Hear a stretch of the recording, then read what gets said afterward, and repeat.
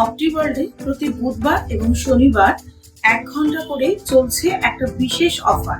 কি অফার? অফারটি হচ্ছে বিনামূল্যে চক্ষু পরীক্ষা।